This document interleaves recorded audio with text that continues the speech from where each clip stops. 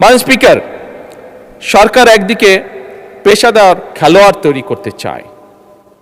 আমাদের গ্যালারিতে আজকে অনেক তরুণ তরুণীরা আছে, এদের মধ্যে অনেকেই আছে যারা বাই বন্ড যারা বিভিন্ন তাদেরকে যদি একটু সুযোগ দেওয়া হয় বাই বন্ড তারা ভালো খেলোয়াড় হতে পারবে। মাননীয় স্পিকার, আপনি নিজেও আপনার জীবনে একজন ভালো ফুটবল প্লেয়ার ছিলেন। মাননীয় স্পিকার,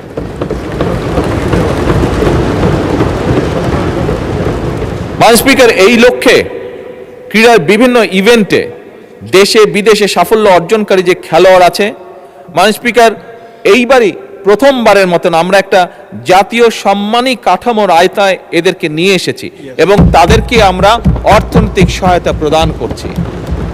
আমাদের দেশে খুব স্বাভাবিকভাবে মাননীয় স্পিকার একটি সামাজিক একটি পারসেপশন রয়ে গিয়েছে আমাদের মধ্যে যে খেলাধুলা করলে, যদি বেশি খেলাধুলা কেউ করে তাহলে জীবনে সে বড় কিছু হতে পারবে না।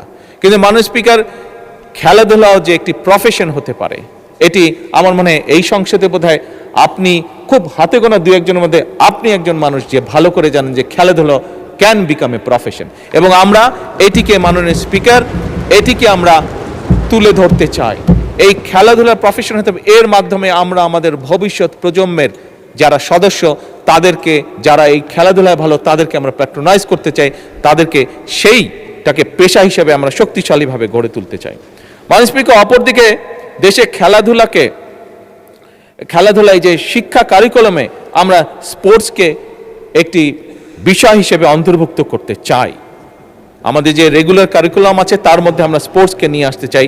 এই ব্যাপারে কাজ চলছে, ইনশাআল্লাহ আগামী 1 বছরের মধ্যে আমরা এটার প্রতিফলন দেখতে পাবো।